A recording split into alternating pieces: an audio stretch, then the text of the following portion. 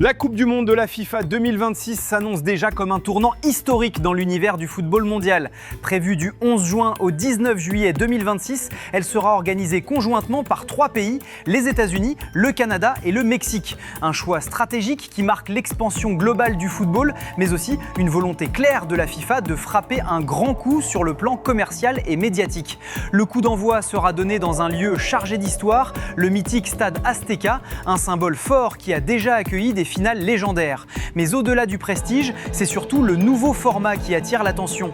48 équipes engagées, réparties en 12 groupes de 4. Une révolution totale. Cette nouvelle structure promet plus de matchs, plus de spectacles, mais aussi plus de débats. La phase à élimination directe débutera dès les 16e de finale, rendant chaque rencontre encore plus décisive. Sur le plan sportif, certaines surprises sont déjà au rendez-vous. L'équipe de France sera bien présente et devra affronter le Sénégal, la Norvège, ainsi qu'un adversaire issu d'un barrage intercontinental.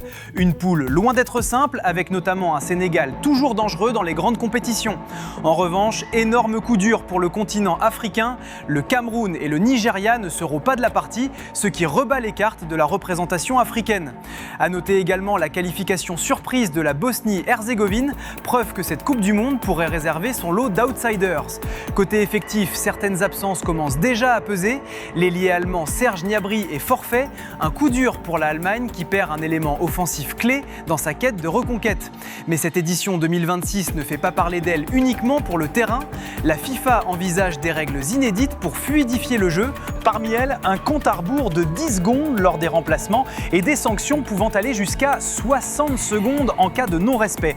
Une mesure qui pourrait transformer la gestion du temps en match et limiter les pertes de temps, mais qui suscite déjà de nombreuses critiques. Autre polémique majeure, la billetterie. Les prix atteignent des sommets vertigineux, avec certaines places pour la finale proposées à près de 2 millions d'euros sur des plateformes de revente. Une inflation qui pose la question de l'accessibilité du football pour les vrais supporters. En dehors du terrain, les inquiétudes sont également fortes sur le plan politique et social. Des organisations comme Human Rights Watch dénoncent un possible sportswashing, pointant du doigt le contexte politique aux États-Unis, notamment sous l'influence de Donald Trump. Ces critiques pourraient peser sur l'image globale de la compétition.